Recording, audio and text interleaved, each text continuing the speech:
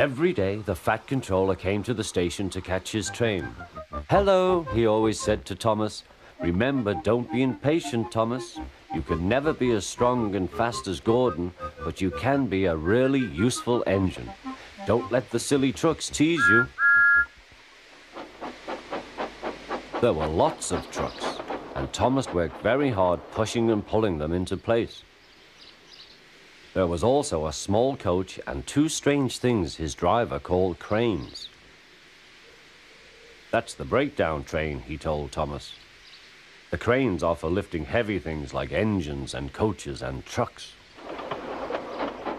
One day, Thomas was in the yard. Suddenly, he heard an engine whistling. "Help! Help!" A goods train came rushing through much too fast. The engine was James, and he was frightened. His brake blocks were on fire. They're pushing me," he panted. On, laughed the trucks. Still whistling, "Help! Help!" Poor James disappeared.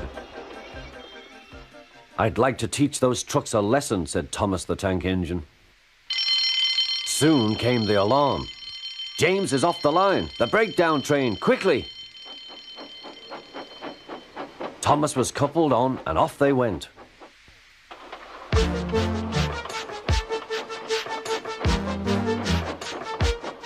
Thomas worked his hardest. "Hurry, hurry, hurry," he puffed. He wasn't pretending to be like Gordon. He really meant it. "Bother those trucks and their tricks. I hope poor James isn't hurt."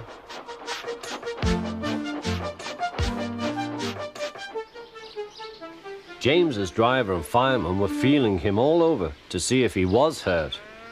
"Never mind, James," they said. "It wasn't your fault. It was those wooden brakes they gave you. We always said they were no good."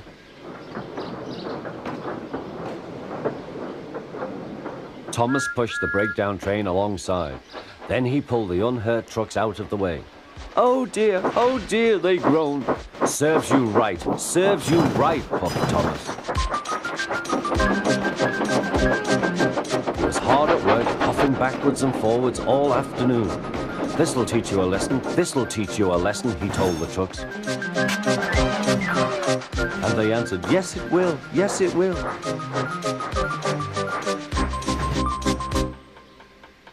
They left the broken trucks, then with two cranes they put James back on the rails.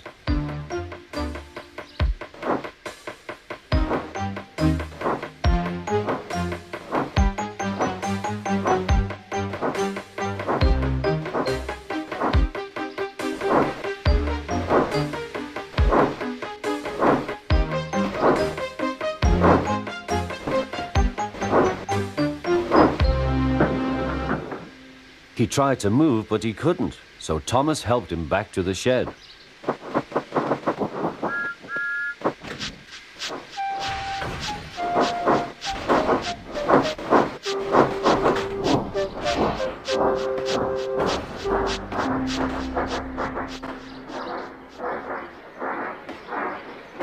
The Fat Controller was waiting anxiously for them. "Well, Thomas," he said, "I've heard all about it and I'm very pleased with you.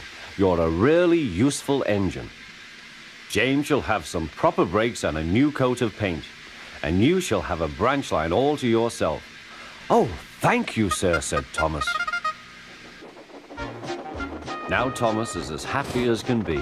He has a branch line and two coaches called Annie and Clarabelle. He puffs proudly backwards and forwards with them all day.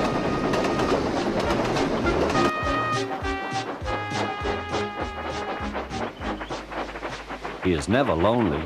Edward and Henry stop quite often and tell him the news. Gordon is always in a hurry, but never forgets to say poop, poop. And Thomas always whistles peep, peep in return.